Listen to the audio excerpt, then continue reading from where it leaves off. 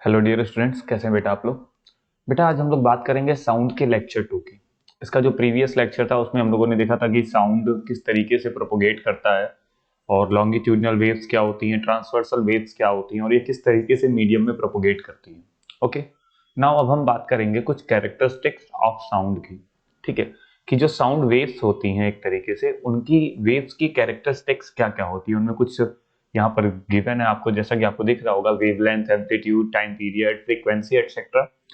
ये कैरेक्टरिस्टिक्स क्या होती हैं और ये किस चीज को रिप्रेजेंट करती हैं, इसको थोड़ा सा समझते हैं हम लोग। ठीक है, तो बेटा सबसे पहले हम लोग जो बात करेंगे उसमें हम बात करेंगे वेवलेंथ की। कैरेक्टरिस्टिक्स ऑफ साउंड में सबसे पहला क्या आएगा? वेवलेंथ। वेवलेंथ क्या होता है एक्चुअल में? हम लोग यहाँ जितनी भी कैरेक्टरिस्टिक्स है हम लोग दोनों तरीके की वेव में ये होती है, लेकिन इसको ज्यादा इजी हम ट्रांसवर्सल वेव में समझ सकते हैं। तो इसमें हम कहते हैं the minimum distance in which a sound wave repeat itself.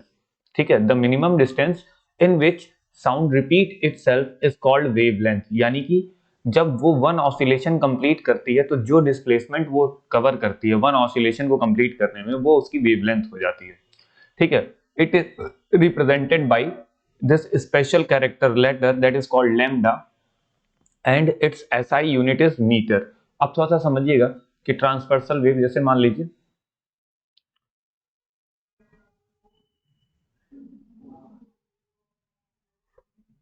ये एक ट्रांसवर्सल वेव है, तो क्या कह रहा है यहाँ पर, ध्यान दीजिएगा यहाँ पे क्या कह रहा है, the minimum distance in which A sound wave repeats. तो मान लीजिए अगर साउंड वेव यहां से स्टार्ट होती है, इस पॉइंट से स्टार्ट होती है, तो पहले ऊपर जाएगी और फिर ऊपर से नीचे आएगी, वापस ये वापस मीन पोजीशन पर आई। लेकिन क्या यहां से वापस रिपीट हो रही है? नहीं, क्योंकि पहली पोजीशन पे ऊपर जा रही थी और यहां से ये नीचे जा रही है, तो यहाँ पे कोई रिपीटिशन नहीं हो रहा है। फिर ये नीचे से घूमते हुए आएगी और वापस मीन पोजीशन पर आ गई। अब यहां से और पहली पोजीशन पे, यानी कि पहली पोजीशन, ये दूसरी और ये तीसरी, तो देखेंगे कि पहली पोजीशन और थर्ड पोजीशन जो है इसमें साउंड रिपीट हो रहा है। पहली पोजीशन से ऊपर जा रहा था, दूसरी से नीचे, तो नहीं मानेंगे, तो तीसरी से भी ऊपर जा रहा था। तो यानी कि इतनी डिस्टेंस चलने के बाद इसने क्या किया, अपने आप को रिपीट करना स्टार्ट किया। ठीक है, तो ये डिस्टेंस जो होती है इसे हम क्या कहते हैं? वेवलेंथ। इसे हम क्या बोलते हैं बेटा? Wavelength. And this wavelength is represented by letter lambda. ये होता है लैम्डा, ये होती है वेवलेंथ। अब ये वेवलेंथ कहीं से भी स्टार्ट की जा सकती है, जहां से मिनिमम डिस्टेंस, जहां से साउंड अपने आप को वेव को रिपीट करता है, तो इस पॉइंट को हम लोग बोलते हैं बेटा क्रेस्ट। तो जो ऊपर वाला पॉइंट होता है इसे बोलते हैं क्रेस्ट। तो एक क्रेस्ट से दूसरे क्रेस्ट के बीच की डिस्टेंस भी क्या होती है? वेवलेंथ। जो नीचे वाला पॉइंट होता है इसे बोलते हैं ट्रो। तो एक ट्रो से दूसरे ट्रो के बीच की भी डिस्टेंस क्या कहलाती है बेटा? वेवलेंथ। तो इस तरीके से वेवलेंथ का मतलब वन ऑसिलेशन को कंप्लीट करने में जो टाइम लगता है, ठीक है, यानी कि जहां से वेव अपने आप को रिपीट करना स्टार्ट करती है, वो डिस्टेंस क्या हो जाती है? वेवलेंथ हो जाती है। Is that clear? Okay, now amplitude. Amplitude क्या होता है? तो बेटा जब भी वेव ऑसिलेशन कर रही होती है तो इसका अपनी मीन पोजीशन से जो मैक्सिमम डिस्प्लेसमेंट होता है किसी भी डायरेक्शन में, ठीक है, the maximum displacement of the particle of the medium from their original undisturbed position. तो ये ओरिजिनल अनडिस्टर्ब्ड पोजीशन को ही हम लोग मीन पोजीशन बोलते हैं। When a wave passes through the medium is called amplitude of wave. It is represented by the SI unit metre. तो आप समझिएगा, जैसे कि ये वेव है, तो ये जो सीधी लाइन आपको दिख रही है, ये स्ट्रेट लाइन, ये एक अनडिस्टर्ब पोजीशन यानी कि ये मीन पोजीशन होती है। ठीक है, इस मीन पोजीशन के अबाउट ये मैक्सिमम इतनी हाइट तक जा रहा है या मिनिमम इतनी हाइट तक जा रहा है, तो ये दोनों तरफ इक्वल होती है बेसिकली। तो इसी को हम लोग क्या बोलते हैं बेटा? एम्पलीट्यूड। इसको स्मॉल लेटर ए से डिनोट करते हैं, क्योंकि ये एक डिस्टेंस है और वेवलेंथ भी एक डिस्टेंस थी, तो इसकी एसआई यूनिट क्या थी बेटा? मीटर। ठीक है, इसकी एसआई यूनिट क्या थी? मीटर। तो अब ये जो एम्पलीट्यूड है ये क्या है? Maximum displacement from its mean position, then it means to say original undisturbed position. ये जो मैक्सिमम डिस्प्लेसमेंट है, ठीक है, इसे हम क्या बोलते हैं बेटा? एम्पलीट्यूड। इसे हम क्या बोलते हैं? Amplitude. Is that clear? Okay, now next, time period. अब बात करते हैं टाइम पीरियड की। टाइम पीरियड क्या होता है? तो टाइम पीरियड का मतलब होता है बेटा वन ऑसिलेशन को कंप्लीट करने में, यानी कि वन एक सिंगल वाइब्रेशन को कंप्लीट करने में जो टाइम लगता है उसे बोलते हैं time period. Time taken to complete one vibration और one oscillation is called time period. It is represented by T and its SI unit is second. अब इसमें कैपिटल टी का यूज करते हैं, यानी कि उसको वन ऑसिलेशन, जैसे मान लीजिए उसको वन ऑसिलेशन कंप्लीट करने में, ये हो गया वन ऑसिलेशन। तो वन ऑसिलेशन को कंप्लीट करने में जो टाइम लगता है इसे हम क्या बोलते हैं बेटा? Time period. Okay, now frequency. Frequency क्या होता है? The number of vibration in 1 second, यानी कि number of vibration per second is called frequency. तो number of vibration in 1 second is called frequency of the wave and it is represented by letter small f and its SI unit is hertz. यानी कि कोई भी wave 1 second में, कितने second में बेटा? 1 second में जितने नंबर ऑफ ऑसिलेशन करती है, जैसे मान लीजिए उसने एक ऑसिलेशन किया, 1 सेकेंड में 1 ऑसिलेशन किया, तो इसकी फ्रीक्वेंसी क्या हो जाएगी बेटा? 1 हर्ट्ज। इसकी यूनिट होती है हर्ट्ज, HZ से लिखते हैं। अगर मान लीजिए उसने 1 सेकेंड में 2 ऑसिलेशन किए, यानी कि 2 वाइब्रेशन किए, तो उसकी यूनिट क्या हो जाएगी? 2 हर्ट्ज। अगर उसने 1 सेकेंड में 5 ऑसिलेशन किए तो 5 हर्ट्ज की फ्रीक्वेंसी। ठीक है, तो फ्रीक्वेंसी क्या होती है? पर सेकेंड में नंबर ऑफ वाइब्रेशन। ठीक है, अब यहां पर जो फ्रीक्वेंसी और टाइम पीरियड होता है, इनके बीच का एक रिलेशन होता है, small f is equal to 1 upon capital T, यानी कि frequency is equal to 1 upon time period. इसको आप और क्या लिख सकते हैं कि time period is also equal to 1 upon f। ये भी एक रिलेशन बन जाता है यहां से। ठीक है, तो ये दोनों रिलेशन आपके दिमाग में अच्छे से रहना चाहिए। ठीक है, ओके, इतनी चीजें क्लियर हो गई आपको? Okay, very good. अब हम बात करते हैं बेटा relation between velocity, frequency and the wavelength. इनके बीच में क्या क्या रिलेशंस आता है? तो याद रखिएगा, यहाँ पे जिस वेलोसिटी की बात कर रहा है ये वेव की वेलोसिटी है। किसकी वेलोसिटी? वेव की वेलोसिटी। वेव की फ्रीक्वेंसी और वेव की वेवलेंथ में क्या रिलेशन आता है? तो हमको मालूम है वेलोसिटी इज इक्वल टू क्या होता है? Distance upon time. तो यहाँ पे अभी आप सोच रहे होंगे कि मैंने लैम्डा अपॉन टाइम क्यों लिखा है। बेसिकली देखिएगा, जब बात वेव की हो रही है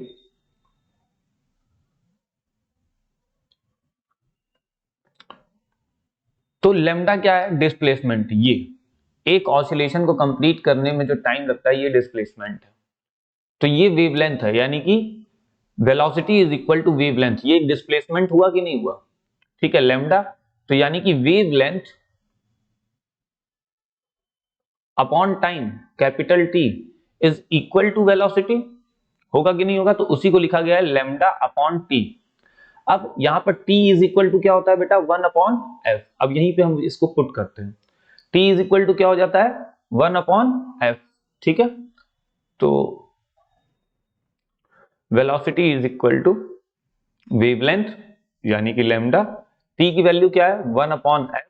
चाहे तो 1 अपॉन f ऐसे लिख दें। अब ये f कहां चला जाएगा? ऊपर मल्टीप्लाई में, तो which is equal to lambda into f। तो देखिए यहां पर क्या किया गया, इसको और डिस्क्राइब करके कैसे लिख लिया गया है, थोड़ा सा देखिएगा। इसको डिस्क्राइब करके ऐसे लिखा गया है कि v is equal to lambda को यहां लिख दिया गया और अपॉन t, तो इसको 1 अपॉन t के फॉर्म में ऐसे लिख दिया। अब 1 upon t is equal to f होता है, तो 1 अपॉन t की जगह हमने f लिख दिया और इंटू लैम्डा। तो आप चाहो ऐसे करो, आप चाहो ऐसे करो, कैसे भी करो, तो रिलेशन आपके पास क्या आएगा कि velocity is equal to frequency into wavelength. The velocity, wave velocity is equal to frequency into wavelength. ठीक है, ये रिलेशन आता है। The wave velocity is equal to the product of frequency into wavelength. Okay, समझ में आया? Okay, next. अब थोड़ा सा बात करते हैं प्रोपोगेशन ऑफ साउंड की। तो बेटा बात मैं यही कर रहा हूं, प्रोपोगेशन ऑफ साउंड का मतलब क्या होता है कि जो साउंड है वो आगे की तरफ फॉरवर्ड डायरेक्शन में किस तरीके से बढ़ता है, उसी को हम लोग कहते हैं प्रोपोगेशन। तो इसको अगर हम लोग समझेंगे तो देखो, साउंड को ट्रेवल करने के लिए मीडियम की जरूरत होती है। ठीक है, बिना मीडियम साउंड ट्रेवल नहीं करता है। तो ये क्या करता है, ये जो साउंड जनरेट होता है ये वाइब्रेटिंग बॉडी से जनरेट होता है। फिर ये जो वाइब्रेटिंग बॉडीज जब क्या करती हैं? ऑसिलेशन करती हैं, वाइब्रेशन कर रही हैं, तो ये अपने आगे वाले पार्टिकल्स में भी वाइब्रेशन को जनरेट करती हैं। फिर वो पार्टिकल्स फर्दर आगे आने वाले पार्टिकल्स में वाइब्रेशंस को जनरेट करते हैं, यानी कि वाइब्रेशंस आगे बढ़ता जाता है लेकिन पार्टिकल अपनी जगह पर ही ऑसिलेट करता है। पार्टिकल एक पोजीशन से दूसरी पोजीशन तक नहीं जाता, वो केवल अपनी जगह पर रह के वाइब्रेट करता है थोड़ी सी दूरी में, लेकिन वो वाइब्रेशन फर्दर आगे बढ़ता जाता है, ठीक है, और इस तरीके से साउंड प्रोपोगेट करता है। तो थोड़ा सा समझिएगा, देखिएगा क्या कह रहा है। When an object vibrate, then the air layer around it also start vibrating, ठीक है। तो जैसे कोई बॉडी वाइब्रेट करे तो उसके आसपास की एयर भी उसी के अकॉर्डिंग एग्जैक्टली उसी तरीके से क्या करेगी, वाइब्रेट करना स्टार्ट करेगी। Vibrating is exactly the same way and carry sound wave from the sound producing object to our ears, ठीक। आगे, in this transmission of sound through air there is no actual movement of air, यहां पर air यानी कि उसके particles का actual motion नहीं होता, यानी कि पार्टिकल यहां से निकलकर वहां तक नहीं जाता, वो केवल एक जगह पर वाइब्रेट करता है, लेकिन उसके अगले पार्टिकल, फिर अगला पार्टिकल, फिर अगला पार्टिकल, ये एनर्जी ट्रांसफर होती रहती है। यानी कि पहला वाइब्रेट किया, उसके बगल में जो दूसरा है उसको भी वाइब्रेशन मिलेगा, उसके बगल में जो तीसरा है उसको भी वाइब्रेशन मिलेगा, तो ये वाइब्रेशंस आगे बढ़ते जाते हैं। तो यहाँ क्या कह रहा है, there is no actual movement of air from the sound producing body to our ear, the air layer only vibrate back and forth and transfer the sound energy from one layer to the next layer till it reaches our ear, ठीक है। यानी कि जब sound travel करता है, propagate करता है, तो वो केवल एनर्जी को आगे की तरफ बढ़ाता है, ना कि पार्टिकल्स आगे की तरफ मोशन करते हैं, ठीक है। वो पार्टिकल्स एक दूसरे को एनर्जी ट्रांसफर करते जाते हैं, ठीक है बेटा। तो इसी को हम लोग कहते हैं बेटा प्रोपोगेशन ऑफ साउंड, ओके। अब ये जो साउंड है, इसको ट्रेवल करने के लिए एक मटेरियल मीडियम की जरूरत होती है। मटेरियल मीडियम का मतलब कोई भी मीडियम हो सकता है, चाहे वो सॉलिड हो, चाहे वो लिक्विड हो, चाहे वो गैस हो, वो किसी भी तरीके से ट्रेवल करेगा। लेकिन वैक्यूम, वैक्यूम का मतलब ऐसी जगह जहां कोई भी मीडियम नहीं है, वहां पर ये ट्रेवल नहीं करेगा। क्यों? अब इसके पीछे हम लोग थोड़ा सा रीजन भी समझेंगे, पहले इसको समझते हैं। Sound need material medium to travel, तो कह रहा है sound needs a material medium like solid, liquid and gas to travel, ठीक है। अब आगे कह रहा है sound waves are mechanical waves because they need a material medium for their propagation. Sound travel fastest in the solid and the slowest in the air. Sound cannot travel in vacuum. अच्छा, ऐसा क्यों होता है कि sound vacuum में travel नहीं करता, बाकी अदर जगह ट्रेवल करता है? इसके पीछे का रीजन मालूम है आपको? चलिए बताते हैं। इसके पीछे का रीजन ये है कि साउंड जनरेट कहां से होता है बेटा? वाइब्रेटिंग बॉडीज से। अब जब बॉडी वाइब्रेट करना स्टार्ट कर रही है, तो उसके आसपास अगर कोई मीडियम होगा उसके सराउंडिंग में, तो वही पार्टिकल, उसके सराउंडिंग के पार्टिकल्स भी वाइब्रेशन स्टार्ट करेंगे और वो वाइब्रेशन फर्दर आगे बढ़ता जाएगा और साउंड ट्रेवल करेगा। लेकिन अगर मान लीजिए वाइब्रेटिंग बॉडी वैक्यूम में है, तो उसके सराउंडिंग में कोई पार्टिकल ही नहीं है, तो वो अपना वाइब्रेशन किसको ट्रांसफर करेगा? यानी कि उसके आसपास जब कोई पार्टिकल ही नहीं रहेगा, तब कुछ भी वाइब्रेट नहीं होगा, केवल वो बॉडी वाइब्रेट होगी। यानी कि साउंड जो है, यानी कि एनर्जी केवल उस तक ही रह जाएगी, वो एनर्जी ट्रेवल होकर हम तक आएगी ही नहीं।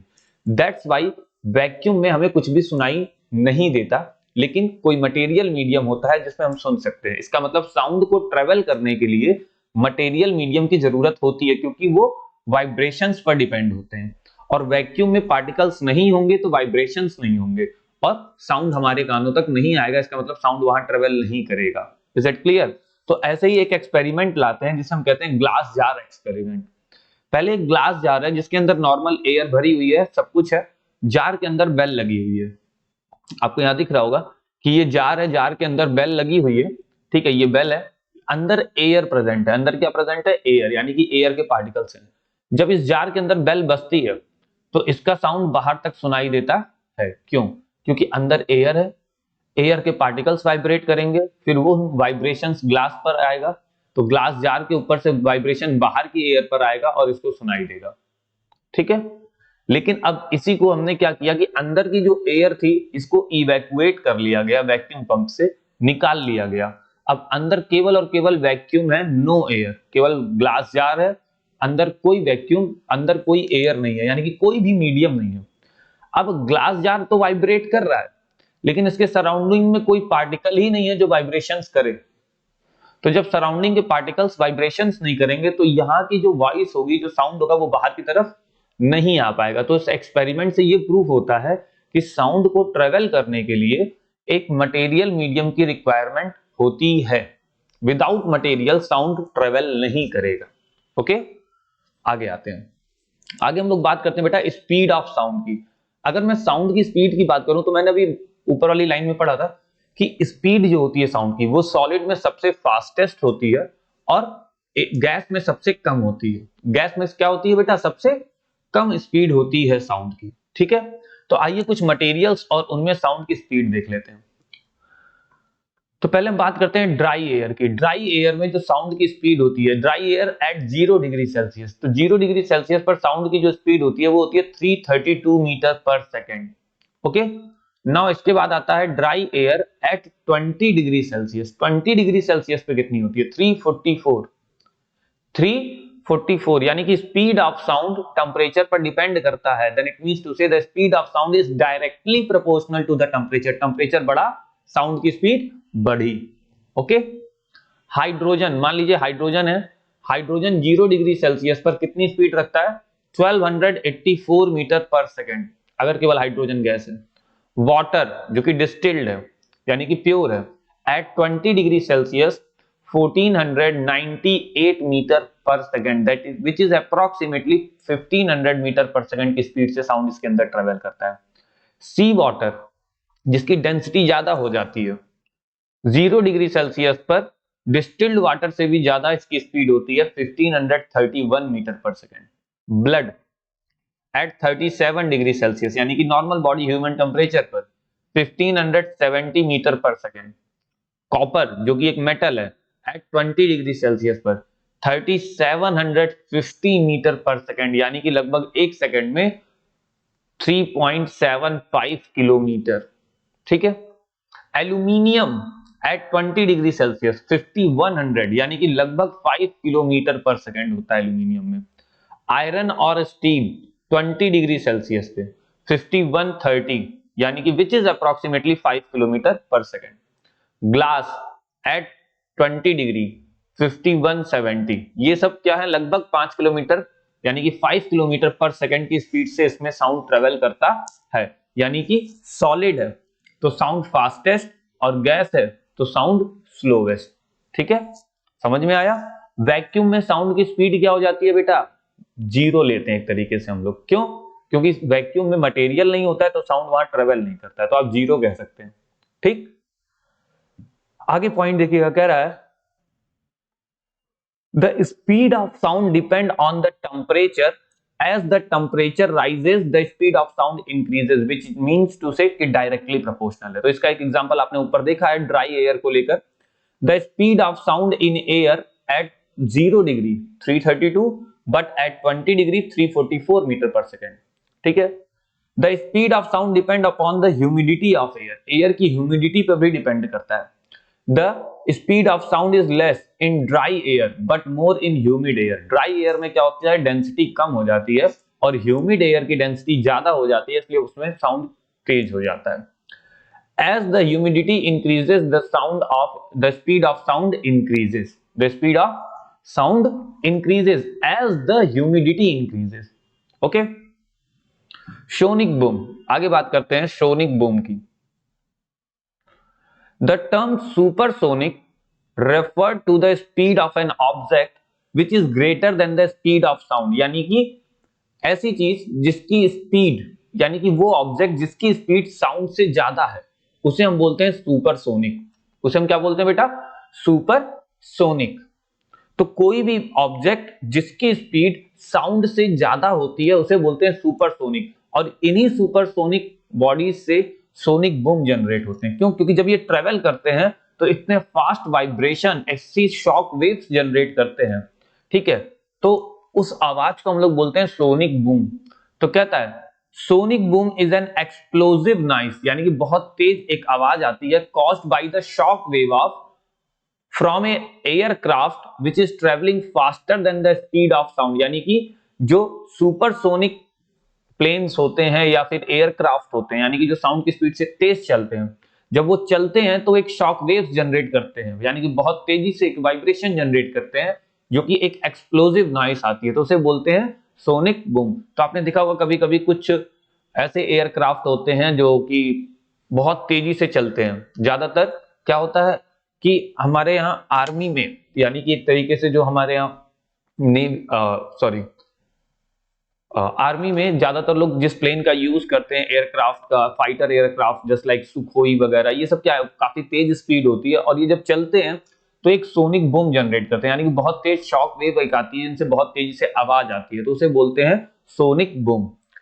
आगे कह रहा है it produces extremely loud sound wave called shock waves. तो इनकी वेव्स को हम लोग शॉक वेव्स बोलते हैं, क्योंकि बहुत ज्यादा तेज आवाज को जनरेट करती हैं। ओके, इसके बाद हम थोड़ा सा कंपेयर करेंगे लाइट और साउंड की स्पीड को। देखो कितना अंतर होता है साउंड और लाइट की स्पीड में। सबसे पहली चीज तो ये जान लो कि साउंड और लाइट में दो कंपैरिजन।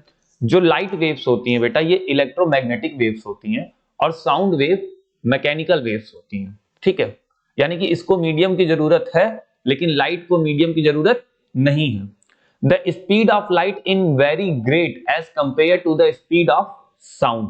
तो speed of sound in air कितना है, 344 मीटर, जनरली इतना लेते हैं, लेकिन इसी मीडियम में लाइट की स्पीड कितनी हो जाती है,